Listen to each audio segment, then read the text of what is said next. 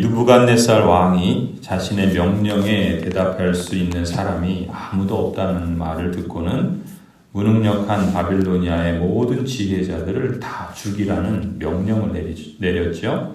이 명령으로 인해서 다니엘도 그리고 그의 세 친구들의 생명도 위험하게 되었습니다. 이 바빌론의 모든 지혜자들을 죽이라는 왕의 명령이 떨어졌을 때 다니엘은 왕의 시위대 장관 아리옥에게 찾아가서 자초지종을 듣지요.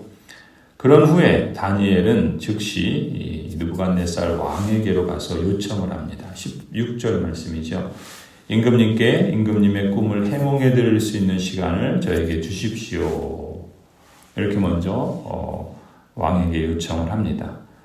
이 느부갓네살 왕의 허락을 받은 다니엘은 곧바로 집으로 돌아가죠. 그리고는 자기의 친구 하나냐와 미사엘과 아사라에게 그 사실을 알려주고 친구들에게 제안을 합니다. 18절 말씀이죠.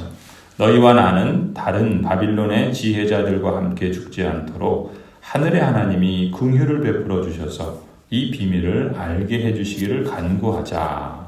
이렇게 요청을 합니다. 다니엘은 바빌론의 점성가들처럼 스스로 꿈을 해석할 능력이 있다고 생각하지 않았습니다.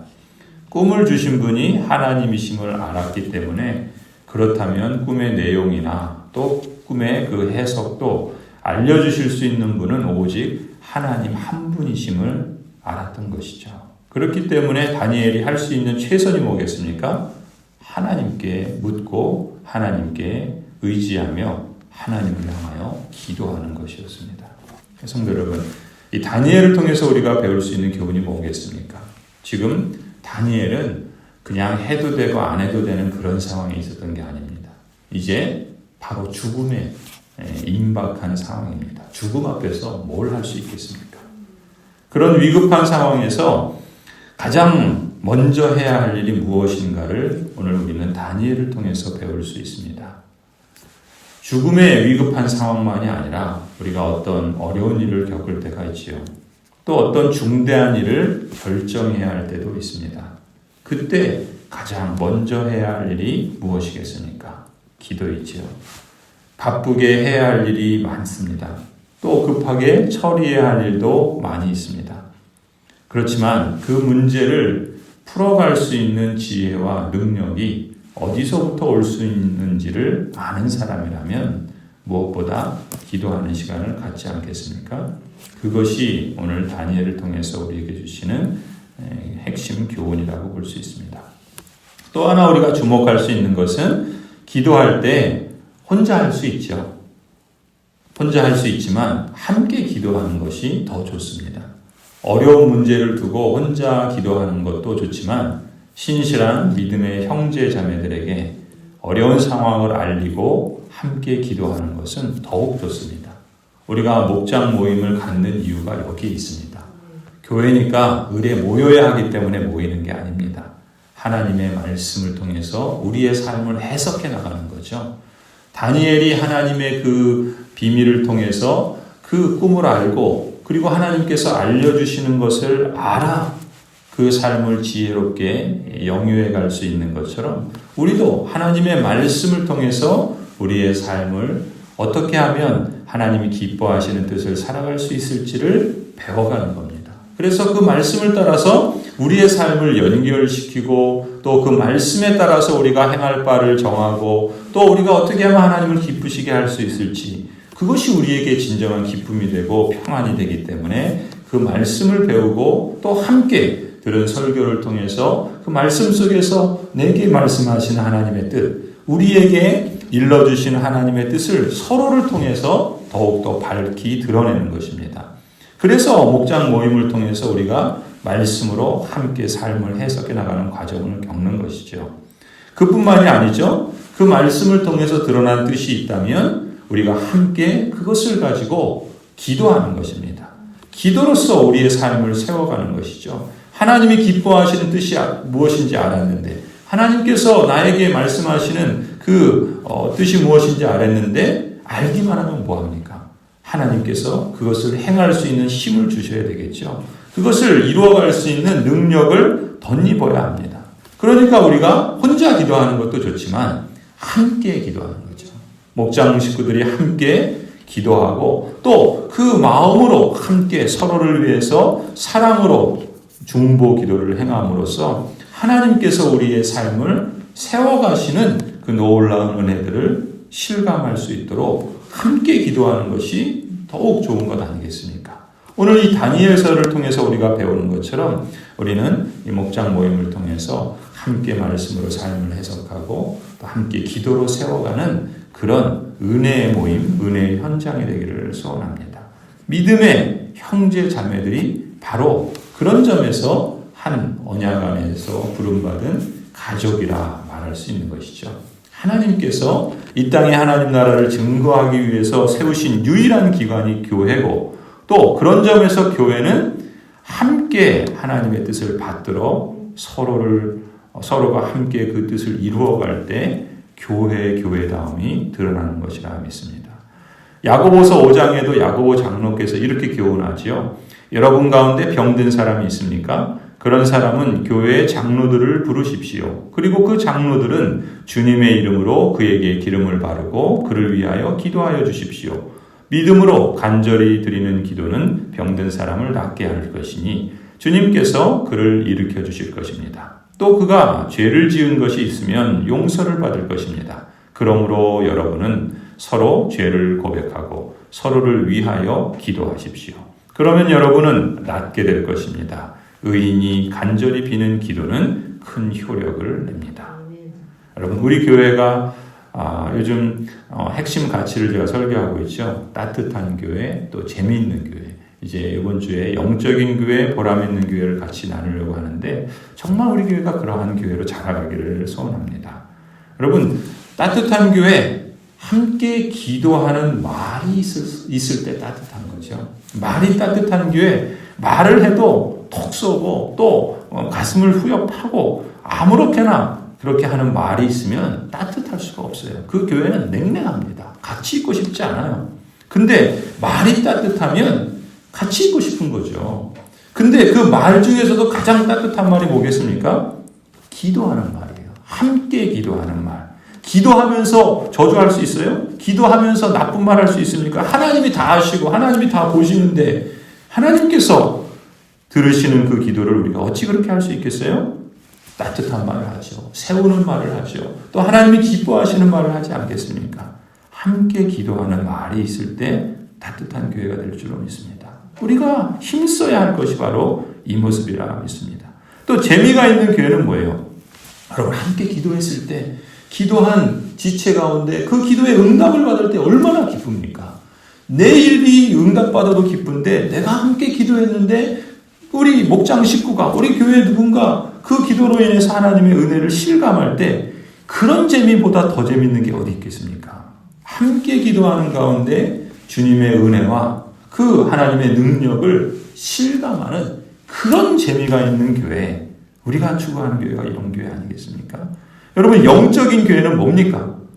영적인 교회는 함께 기도하는 그런 영성 있는 교회가 영적인 교회죠. 또 보람 있는 교회는 뭐겠습니까? 우리가 함께 기도함으로 서로에게 사랑을 실천하는 보람 있는 교회. 우리가 서로에게 사랑을 실천할 수 있는 것이 무엇이겠습니까? 무엇보다도 함께 기도할 수 있는 것이죠. 돈이 없어도, 능력이 없어도 함께 기도하는 것은 누구나 할 수 있지 않습니까? 그렇게 우리는 서로에게 사랑을 실천하는 보람 있는 교회로 자라가기를 원하고 진정으로 바라고 또 함께 기도하기를 원합니다. 그런데 보세요. 19절. 이렇게 다니엘과 그 세 친구가 함께 즉시로 하나님 앞에 기도할 때 바로 그날 밤에, 성경은 그렇게 기록하죠. 바로 그날 밤에 다니엘은 하나님께서 보여주시는 그 환상을 보게 됩니다. 그리고 하나님께서 느부갓네살을 통해서 장래에 있을 일에 대해서 우리가 이제 28절에 이제 나오죠. 하나님께서 모든 꿈을 그렇게 해석하면 안 됩니다. 또 지금도 하나님께서 그렇게 계시의 말씀을 주신다 이러면 안 돼요. 그럼 이단이에요. 하나님께서 지금 이 역사 가운데 하나님의 뜻을 알려주시기 위해서 행하실 때가 있어요. 구약 시대에 그랬던 거죠. 또 예수 그리스도의 시대에 그랬습니다. 근데 지금 이 느부갓네살 왕에게 보여주신 것을 이제 하나님께서 보여주신 것이거든요. 뒤에 나와요. 그 다음에 다니엘은 그것을 하나님께 기도했고 하나님께서 이제 다니엘을 그것을 보게 해주시고 그 비밀을 알게 해주십니다. 근데 언제 그래요? 바로 그날 밤. 바로 그날 밤이 뭡니까? 다니엘이 하나님께 기도하고 그 세 친구들과 함께 기도할 때, 하늘의 하나님께 기도할 때 하늘의 하나님께서 다니엘과 세 친구들의 기도에 응답해 주십니다. 하늘의 하나님이라는 무슨 말입니까? 온 우주 만물을 창조하시고 섭리하시고 다스리시는 초월의 하나님을 말하는 거죠. 이 땅에 속한 인생의 제한된 능력이 아니라 하늘에 속한 모든 만물을 주관하시고 통치하시는 하나님, 그 하나님께서 이 다니엘과 세 친구의 기도에 응답해 주신 겁니다. 하나님은 참 은혜로우시죠. 하나님은 또한 약속하신 언약에 신실하신 하나님이십니다. 참으로 하나님께서는 당신의 백성들의 간구를 들으십니다. 그리고 하나님의 기뻐하시는 뜻을 따라서 즉각적으로도 응답하시고 때로는 시간을 두시고도 응답하시는 하나님이시죠. 그런데 이 경우를 보면은 바로 그날 밤에 응답하신 걸 보면은 하나님께서 지금 이때가 기도하는 다니엘이나 세 친구보다 하나님께서 친히 지금이 하나님의 하나님 되심을 드러내실 때이신 것을 아시는 겁니다. 다니엘과 친구들이 천각을 다투는 위급한 상황에 있음을 아셨기 때문에 그들이 기도를 시작한 날 밤에 곧바로 느부갓네살이 꾼 꿈의 비밀을 가르쳐 주십니다.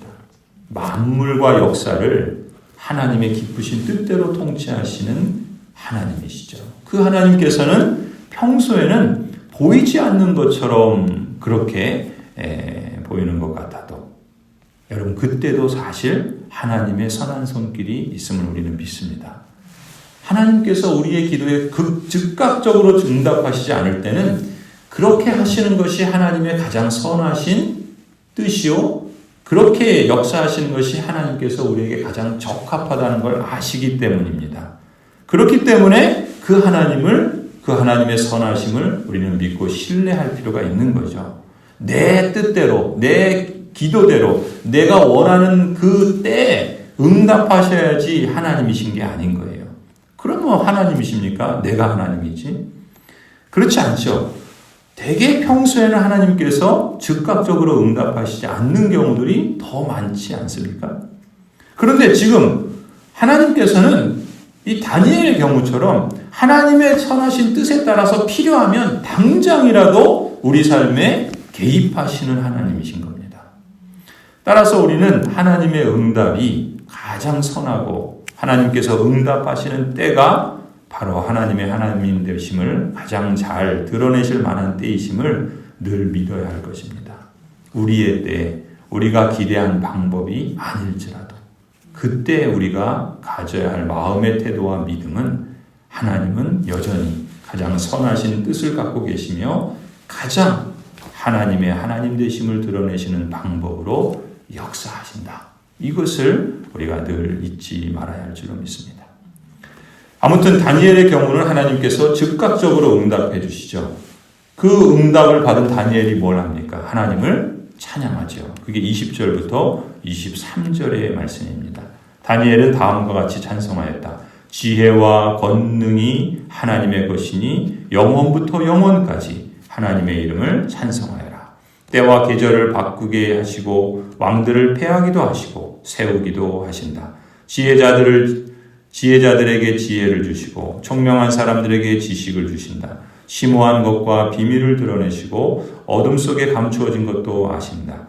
그분은 빛으로 둘러싸인 분이시다. 나의 조상을 돌보신 하나님, 나에게 지혜와 힘을 주시며 주님께 간구한 것을 들어주시며 왕이 명령한 것을 알게 해주셨으니 주님께 감사하며 찬양을 드립니다. 하나님이야말로 모든 지혜와 모든 능력의 원천이시죠. 하나님은 능력으로 우주 만물의 움직임을 지금도 통치하시는 분이 아니십니까? 역사의 흥망성쇠를 주관하시는 분이 하나님이십니다. 하물며 우리 한 개인의 인생은 어떻겠습니까? 온 만물을 창조하시고 모든 것들을 운행하시고 역사의 흥망성쇠를 주관하시는 분이 하나님이시라면 우리 한 사람 한 사람의 인생에 대해서는 하나님께서 얼마나 더 잘 아시고 또 우리가 흥하든 망하든 또 잘되든 혹시도 쇠하든 그것을 다 주관하시는 분은 하나님이신 줄 우리가 믿어야 합니다. 우리가 잘 될 때도 하나님이 기뻐하시는 것이고 혹 우리가 망한다면 그 망하는 것도 하나님의 선하신 뜻이 있다라는 것을 믿을 수 있는 그런 자리에까지 가야죠. 그리스도인이라고 늘 잘되고 늘 성공한다면 그렇게 하나님을 신뢰하고 믿겠습니까? 자기가 잘나서 된 줄 알고 자기 능력으로 된 줄 알고 그러니까 교만해지고 하나님을 무시하고 하나님을 떠나지 않습니까? 늘 우리는 하나님의 지혜와 하나님의 능력을 우리가 잘 되든 우리가 그렇지 못하든 그 하나님을 신뢰해야 될 겁니다. 그런데 사람들은 어떻습니까? 잘하면 자기가 잘해서 잘된 줄 알고 하나님을 외면하고 또 안 되면 하나님 원망하고 그런 하나님이면 필요 없다고 그렇게 떠나지 않습니까? 어리석은 인생이지요. 하나님을 경외하는 마음이 없는 겁니다. 그렇다면 그러한 인생이 과연 하나님의 택하신 백성이겠는가? 아니죠. 자기의 이익을 따라서 그저 하나님을 찾았다가 그러지 않으니까 떠나버리는 그런 유기된 자가 아니겠습니까? 하나님께서 모든 지혜와 모든 능력의 원천이십니다. 그렇기 때문에 하나님께서는 모든 것을 당신의 기쁘시고 완전하신 뜻을 따라서 행하시고 이루시는 분이십니다. 진정한 권력과 완전한 지혜는 그렇게 보면은 바빌론 느부갓네살 왕에게 있는 것이 아니죠. 이 세상을 당시에는 가장 큰 제국을 이룬 왕이었습니다. 그러니 두려울 게 뭐가 있고 또 자기가 아쉬울 게 뭐가 있겠습니까? 그러나 이 느부갓네살 왕도 이제 느부갓네살 왕이 그렇게 고백해요. 하나님이 누구신가라는 것을. 그걸 깨닫게 되는 것이죠. 진정한 권력과 완전한 지혜가 하나님에게 있습니다. 여러분 그런 하나님을 나의 아버지라고 부를 수 있는 것이 얼마나 엄청난 은혜고 능력이고 또 생명이고 힘입니까? 우리가 하나님을 의지하고 신뢰할 줄로 믿습니다. 하나님을 의지하고 신뢰한 다니엘은 하나님에게서 능력을 받고 지혜를 받지 않습니까? 바벨론의 그 누구보다도 더 뛰어난 능력과 지혜를 받게 되지 않습니까? 그래서 그 누구도 알아내지 못하는 것을 하나님으로부터 받게 됩니다. 진정 하나님만이 참으로 우리의 의지요, 능력이요, 지혜인 줄로 믿습니다. 성도 여러분, 우리가 기도하면서 하나님의 지혜와 능력을 힘입기를 원합니다. 우리의 삶을 살아가면서 우리가 마주하는 여러 가지 상황들을 우리의 힘으로 다 감당할 수 없지 않습니까? 우리의 지혜로 모든 것을 다 슬기롭게 헤쳐나갈 수 없는 것을 우리는 너무나 잘 알지 않습니까? 그렇기 때문에 기도하면서 하나님을 의지하면서 어찌하든지 긍휼의 하나님, 또 인애의 하나님, 또 언약의 신실하신 하나님께서 우리의 삶을 주관해 주시고 다스려 주시고 또 우리도 기도하면서 하나님의 능력을 힘입어서 말씀을 묵상하며 하나님의 지혜를 받아 살아가기를 원합니다. 그리고 오직 지혜와 권능의 하나님이신 우리 주님을 찬양하고 경배하는 그러한 삶을 주님 오실 그날까지 날마다 이루어가기를 간절히 소원합니다.